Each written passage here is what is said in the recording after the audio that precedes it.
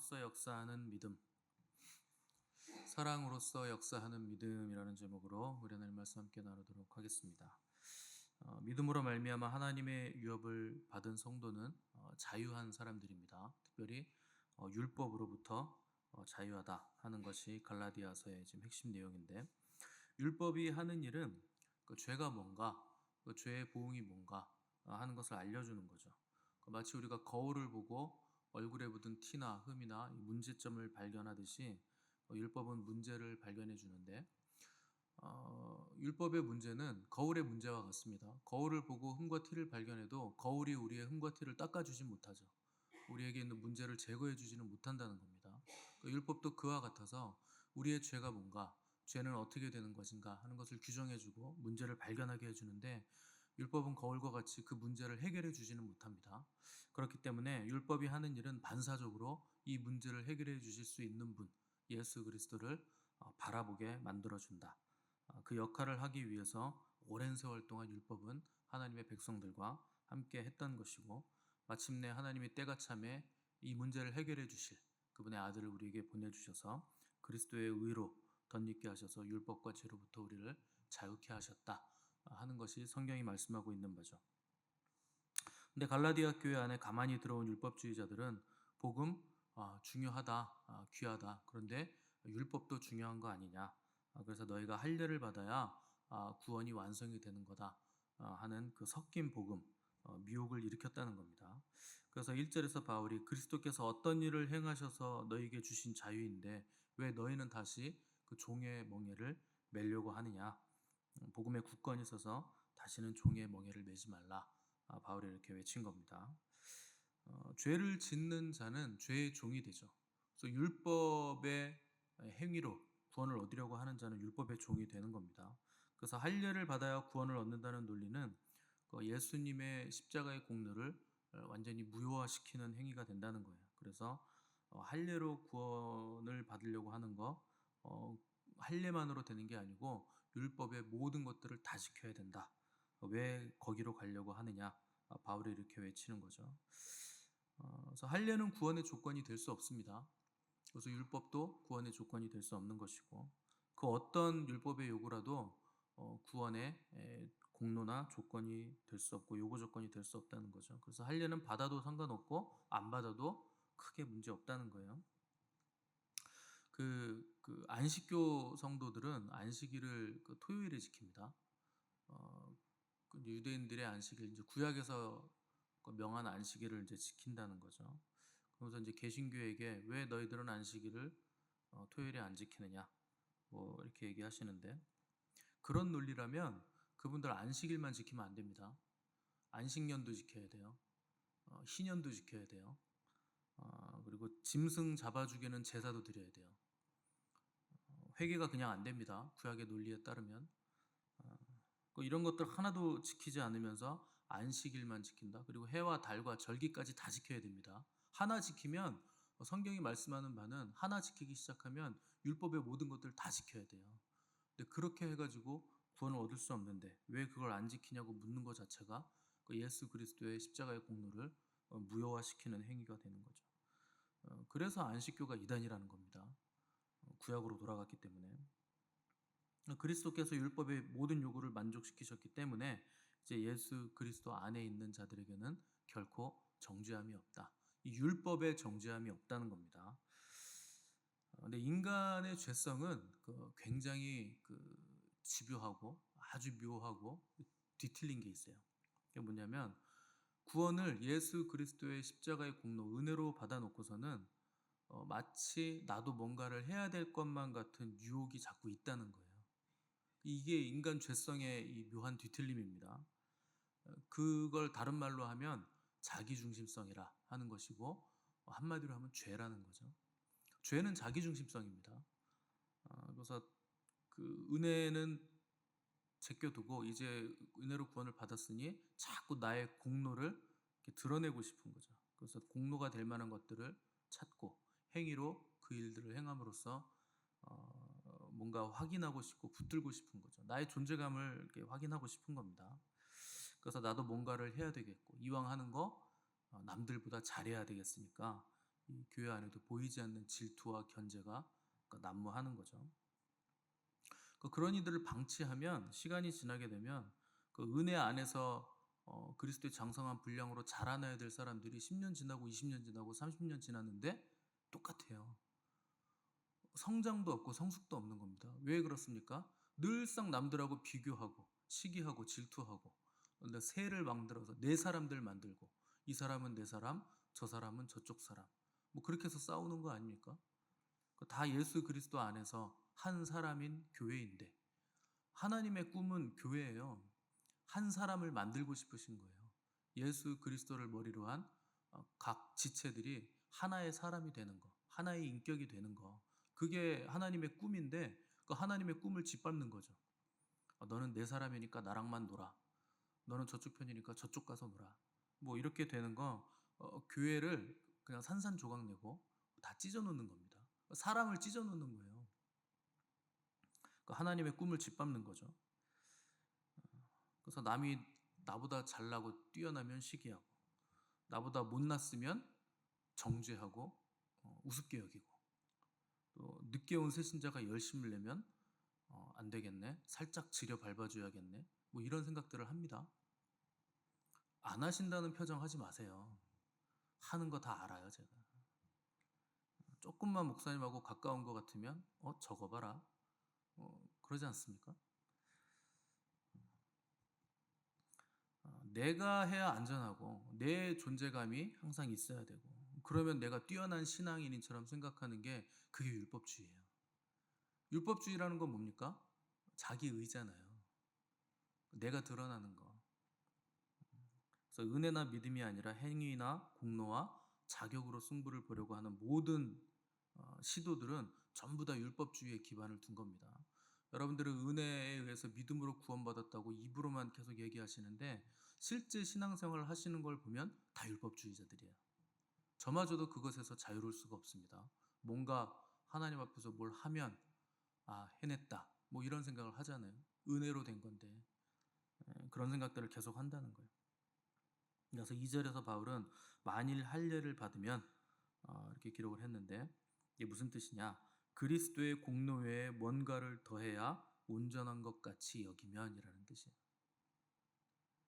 그리스도의 은혜, 그분의 공로 외에 내가 뭔가 나의 어떤 것을 더해야 안심이 된다면 이게 바로 할례를 받으면이라는 뜻입니다. 그러니까 무언가를 더하는 순간 행위가 더해지는 거죠. 예수 그리스도의 공로에 뭔가 더할 게 우리가 행위밖에 더 있습니까?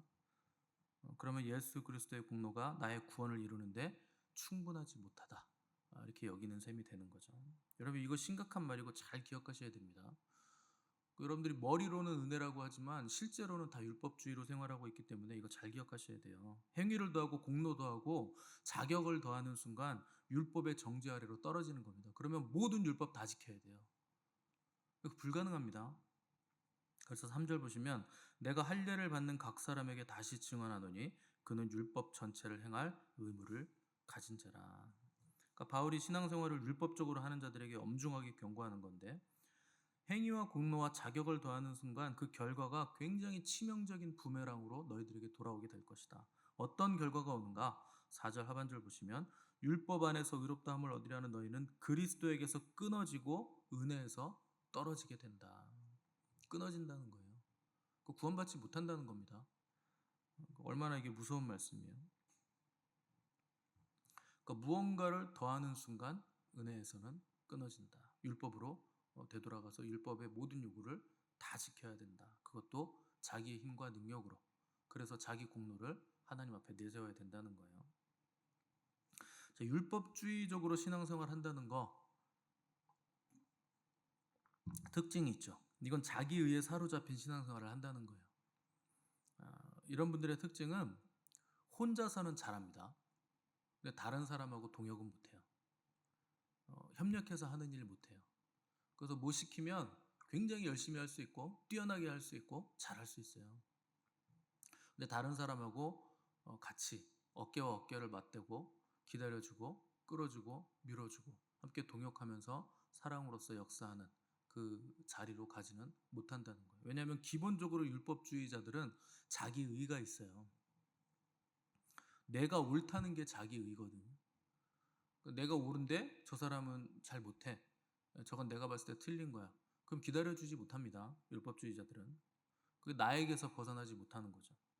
그래서 내가 뭘 했고, 내가 아프고, 내가 잘하고, 내가 못하고, 내가 만족하고, 내가 모자르고, 내가 넘치고, 내가 충만하고, 내가 은혜 받아야 되고, 내가 기뻐야 되고, 전부 다 나에서부터 시작하는 거예요.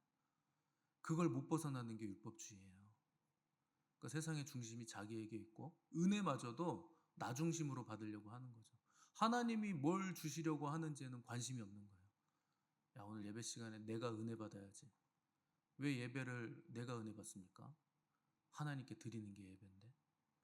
은혜 안 받아도 상관없어요. 예배 시간에는.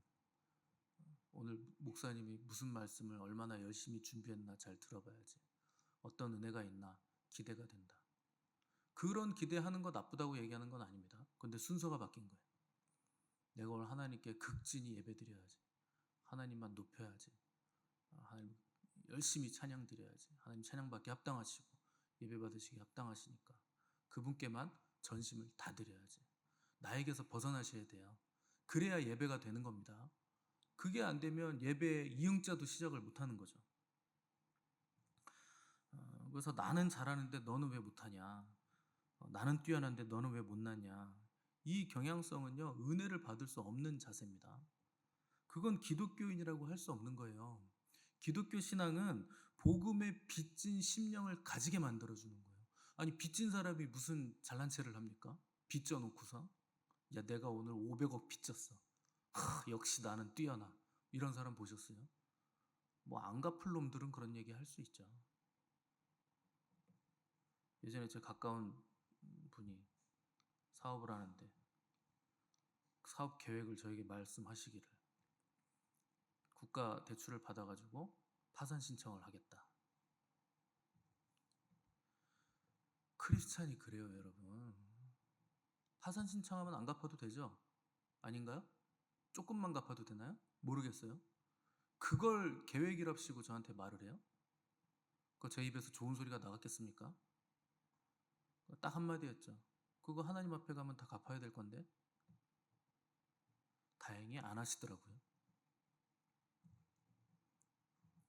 어떤 분들은 교회 안에서 정의를 외치시는 분들이 있어요. 공의를 외치시는 거죠. 법대로 합시다. 그 뭐 안 해야 될 사람이 왜 저걸 할까? 뭐 이런 얘기들을 자꾸 하시는데 어, 여러분 천국에 정의로 갑니까? 정의로 가요? 공의로 가요? 은혜로 가요. 법대로 하면요, 우린 다 죽어야 돼요. 여기 천국 갈 사람이 누가 있습니까? 다 지옥 가야지. 근데 예수 그리스도의 은혜로 인해서 우리가 그분을 믿음으로 천국 가는 거죠. 당연히 정의와 공의로 가는데 그 정의와 공의는 예수님이 다 받아내시는 거예요. 우리에게 정의와 공의가 펼쳐지는 게 아니에요. 우리 주님이 하나님의 봉, 정의 다 받아내시고 죄 덩어리가 되셔서 다 죄값을 받으셨기 때문에 그 은혜로 우리가 천국 가는 거지. 그러니까 교회 안에서 정의 외치고 공의 외치시는 분들은 굉장히 위험하신 분들입니다. 예수 그리스도의 은혜 없이 정의와 공의로 질서를 획득하겠다? 그건 불가능하죠. 인간이 어떻게 그렇게 정의와 공의로 질서를 만들어낼 수 있습니까? 그래서 은혜로 인해 믿음으로 구원받는 것이고 그런 교회가 공동체이기 때문에 서로 참아주고 안아주고 받아주고 격려해주고 사랑으로 기다려줄 수 있는 공동체, 그게 교회입니다. 그분이 교회 머리 대신 예수 그리스도가 우리를 구원하셨기 때문에 교회 공동체도 당연히 그런 공동체가 돼야 되는 것이지, 정죄하고 비난하고 치부를 들추고 끝까지 모든 치부를 들춰서 공의롭게 이걸 처리하려고 하는 것이 절대 아니라는 거죠. 그래서 주님은 아무든지 나를 따라오려거든 자기를 부인하고 자기 십자가를 지고 나를 따를 것이라. 여러분 순서를 잘 보세요. 십자가를 지는 게 먼저가 아니고 자기를 부인하는 게 먼저예요. 십자가를 누가 집니까? 여러분 자기를 부인하지도 않고 십자가를 어떻게 지어요?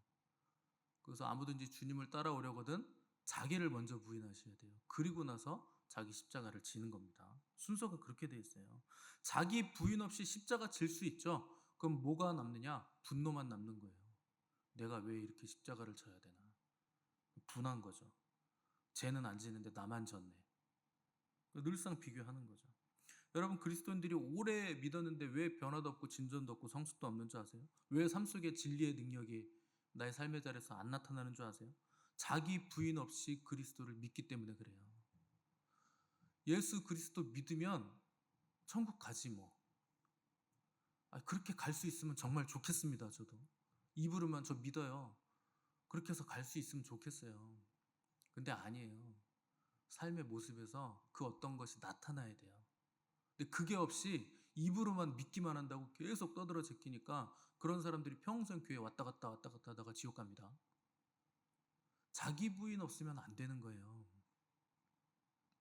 여러분 잘 보세요. 하나님은 삼위일체신데 삼위일체 하나님이 전부 다 자기를 부인하시죠. 아들은 아버지의 뜻을 따라 종의 형체를 입어요. 자기의 뜻을 내려놓습니다. 그래서 아버지께서 보이시는 대로 모든 일들을 다 행하시고 죽기까지 복종해서 자신을 부인하세요. 그 성자 하나님이 하신 일이죠. 아버지는 아들을 사랑하시기 때문에 그런 아들에게 아버지의 모든 것들을 몽땅 다 주시죠. 그 자기 부인이에요. 그래서 아들을 통해서 하나님이 직접 하셔도 되는데 아들을 통해서 모든 구속사역을 이루심으로 아버지 하나님은 자기를 부인하신 거죠. 그 성령님도 자의로 말하시지 않아요. 아들의 것을 가지고 말씀하시죠. 그 아들의 것을 가지고 성도들에게 알리시고 아들에게 성도들을 이끌어 가시고 모든 진리 가운데 인도하심으로 성령님도 자신을 부인하시는 거죠. 그래서 삼위일체 하나님은 아버지 안에 아들 계시고 아들 안에 아버지 계시고 또 아버지께로부터 오시는 성령도 아들의 영광만 나타내심으로 아버지와 아들과 성령이 하나가 되셨다. 그러니까 여러분 하나가 되는 방법이 뭐냐? 자기를 부인하는 거예요. 그 교회 공동체도 하나님하고 똑같습니다. 하나님도 자기를 부인하셔서 삼위일체가 되셨는데 우리가 무슨 용 빼는 재주가 있다고 자기를 부인하지도 않으면서 하나가 됩니까? 그런 방법은 없어요. 내가 부인되지 않으면 절대 공동체가 하나 되지 않습니다. 그래서 유대인들은 이런 격언이 있어요. 하나님은 부서진 것들을 사용하신다. 부서지지 않으면 하나님이 쓰실 수 없습니다. 이 놀라운 복음을 전 세계에 전하는 데 쓰임 받은 사람들은요. 뭐 하나 내세울 것도 없는 고기잡이 어부들이었어요. 세리였고 또 그들 주님을 따라다니는 사람들 보면 뭐 창기들이었고 여자들 보면 전부 다 누굽니까? 부서진 사람들. 우리가 봤을 땐 저거 나사 한 3개 정도만 조이면 좀 그 사람 구실할 것 같은데 그런 사람들 부족한 사람들 모자란 사람들을 통해서 주님은 복음을 전 세계에 전하게 하셨다는 거죠. 그래서 곡식은 부서져야 빵이 됩니다. 포도주는 포도주 틀에서 완전히 으깨져야 포도주가 되는 거고 아무리 단단한 고기라도 입에서 다 고르게 부서지고 잘게 찢어져야 소화가 되고 우리에게 영양분을 공급을 해주는 거죠. 그래서 사람도 원숙한 신앙이 되려면 다 부서져야 돼요. 결국엔 부서짐의 사이즈가 성숙의 사이즈입니다. 얼만큼 부서졌느냐가 그 사람이 얼만큼 성숙했느냐. 근데 그 사람들이 자기 중심성을 탈피하지 못하는 이유가 있어요. 부서지지 않으려고 해서 그래요. 여러분 교회 안 나오시는 분들 왜 집에서 예배 드리는 줄 아세요? 왜 온라인으로 예배 드리는 줄 아세요? 부서지기 싫어서 그런 겁니다. 교회 나오면 꼴 보기 싫은 일이 너무나 많은 거예요. 나랑 안 맞아요. 잘. 로또 같은 거죠. 한 번도 맞은 적이 없어. 누구도 맞은 적이 없어요. 교회가 로또 같아요. 그러니까 전부 다 거슬려. 그러니까 아유 이꼴 저꼴 다 보기 싫어. 나 교회 등록 안 해. 그냥 이 교회 저 교회 왔다 갔다 하면서 내 마음에 드는 설교 듣고 내 마음에 드는 교회 조용히 있고 그냥 예배 드리다 올래. 글쎄요. 그렇게 해서 교회가 될 수 있을지 그렇게 해서 구원받는 성도가 될 수 있을지 저는 잘 모르겠습니다. 우리 주님은 그렇게 하라고 교회를 주신 적이 없어요. 한 공동체 안에 머물러 있지 않으면 절대 부서지지 않습니다. 그 부서지지 않으면 성숙할 수 없죠. 자기를 너무 사랑하기 때문에 자기를 부서뜨리는 게 싫다. 가장 어리석은 자들이에요. 여러분 진정으로 내가 나를 사랑한다면 나를 부인하셔야 돼요. 그게 나를 사랑해 주는 방법입니다. 가장 탁월한 방법이에요. 내가 사랑하는 것들 다 무너지고 부서지지 않으면 하나님의 뜻이 내 안에서 이루어지지 않아요. 그래서 나를 가장 뜨겁고 많이 사랑해 주는 방법은 나를 부인하는 거예요. 그게 나를 사랑하는 방법이에요.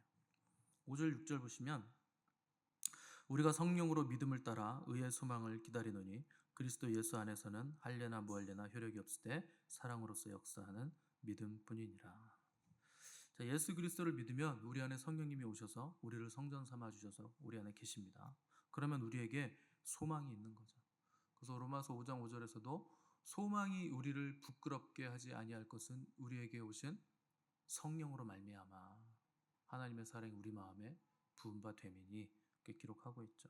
그러니까 믿음과 소망과 사랑의 역사가 성령을 통해서 우리 안에서 총체적으로 일어난다 하는 것이죠. 그래서 할례나 무할례나 효력이 없다. 성령님이 오셨기 때문에 할례를 받은 거, 할례 받지 않은 거, 그런 거 별로 상관하지 말라는 거예요. 성령님이 우리에게 오셨기 때문에 우리는 이미 할례 때문에 성전된 게 아니라 성령 하나님이 우리 안에 거하시기 때문에 우리가 성전이 된 거다. 그러니까 할례나 무할례나 우리는 다 초월하는 수준으로 이제 올라간 거다 하는 거죠. 여러분 왜 초월하지 못합니까? 성령님이 안 계셔서 그래요. 성령 충만하지 않기 때문에. 어떤 일에 대해서 초월하지 못하는 건 그 일에 대해서 자유하지 못한다는 뜻입니다. 그래서 뭐가 꼴보기 싫으면 내가 그 문제를 못 넘어간 거예요. 그 문제로부터 자유하지 못해진 거죠. 충만하지 못하니까 자꾸 결핍이 생기니까 그걸 못 넘어가는 거예요. 넘어가지 못하니까 자꾸 걸고 넘어지고 넉넉하지 못하고 너그럽지 못하고 까다로워지는 거죠. 그래서 사랑이 식으면 말이 많아집니다. 잡음이 많아지고 피곤해져요. 사람이 넉넉하고 너그러운 사람들은 사랑이 있기 때문인데 자유함과 풍성함과 사랑이 있는 이유는 성령의 충만함으로 되는 거예요. 기본적으로 뭐 성향이 그런 뭐 넉넉한 사람이 있긴 한데 그런 수준이 아닙니다. 예수 그리스도 안에 넉넉함, 자유함, 풍성함, 사랑을 성령님께서 우리에게 가져다 주신다는 거죠. 그래서 이방인이어도 괜찮고 유대인이어도 상관없고 흑인이건 백인이건 뭐 남자건 여자건 어른이건 노인이건 예수 그리스도 안에 있으면 아무것도 문제가 안 된다는 거예요. 그게 진정한 자유입니다. 6절에서 바울이 할례나 무할례 그런 거 중요한 거 아니라 사랑으로서 역사하는 믿음만 중요하다. 그러니까 믿음은 사랑으로 역사해야 됩니다. 그러니까 우리는 종교개혁자들의 후예이기 때문에 오직 믿음, 오직 믿음 이걸 외쳐가지고 믿음이 있으면 다 된다고 생각해요. 그거 아니에요, 여러분. 제가 계속 말씀드리잖아요. 믿음은요, 아침에 충만했다가 오후 되면 떨어져요. 올라갔다 내려갔다 올라갔다 내려갔다 계속 업앤다운 하는 게 믿음이에요. 뭐가 필요하냐? 사랑이 필요해요. 사랑은 지치지 않는 에너지예요. 무한의 에너지예요. 그러니까 믿음도 사랑에 기반한 믿음이어야 되지 그냥 나는 믿습니다, 믿습니다 이런다고 믿음 좋아지는 거 아니에요. 하나님을 기쁘시게 하는 믿음은 사랑으로서 역사하는 믿음입니다. 이 믿음 가지고 직장 생활하는 거고 신앙 생활하는 거고 뭐 학교 생활하고 교회 생활하는 거지. 교회에서는 믿음으로 사는데 직장에서는 열심으로 살고 학교에서는 뭐 일터에서는 최선을 다해서 살면 그 사람 굉장히 위험한 사람입니다. 그리스도인은 모든 삶이 다 믿음이어야 돼요. 근데 그 믿음은 사랑으로서 역사하는 믿음이어야 된다. 왜냐하면 의인은 믿음으로 살리라. 하나님 그렇게 말씀하셨기 때문에.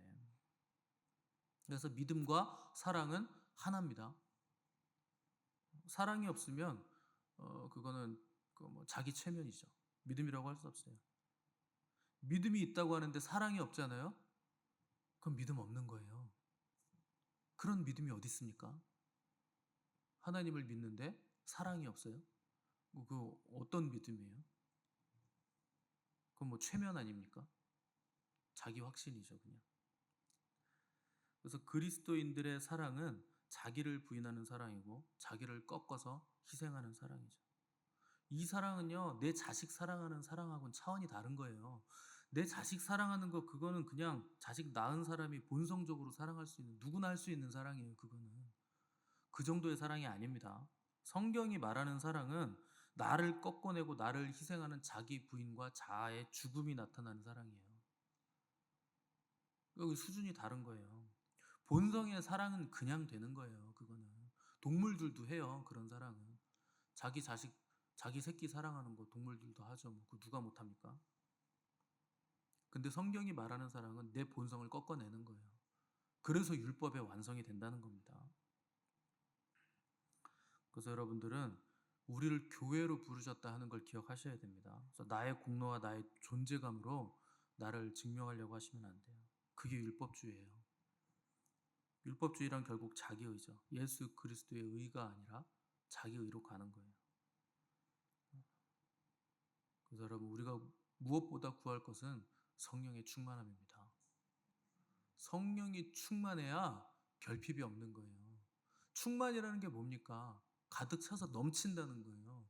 흘러간다는 거예요. 옆 사람에게 나눠줄 수 있는 넉넉함이 우리에게 있다는 거죠. 충만하면 이미 모자람이 없고 넘쳐나기 때문에 주고 싶죠. 섬기고 싶죠. 낮은 자리로 가도 괜찮은 거죠. 이미 내가 충만한데 뭐가 결핍이 있어서 뭐 경쟁을 하고 내가 더 나의 의를 드러내려고 하겠습니까? 그래서 나를 드러내고 나를 강화시키고 나의 존재감을 선명하게 드러내려고 하는 모든 시도를 거부하시려면 여러분 성령으로 충만하시기 바랍니다. 내가 하려고 하면 안 되는 거예요. 내가 나의 존재감을 없애려고 해보십시오. 존재감이 없어지는 순간 해냈다. 내가 나의 자기의를 눌렀다. 여러분 그게 자기의예요. 내가 한 거. 그 굴레에서 빠져나가질 못하는 거예요. 그래서 성령님이 해주셔야 된다는 거죠. 그래서 여러분 오늘 기도하실 때 성령의 충만함을 도우심을 구하셔서 사랑으로 역사하는 믿음으로 나아가시는 복된 저와 여러분 되시기를 간절히 바랍니다.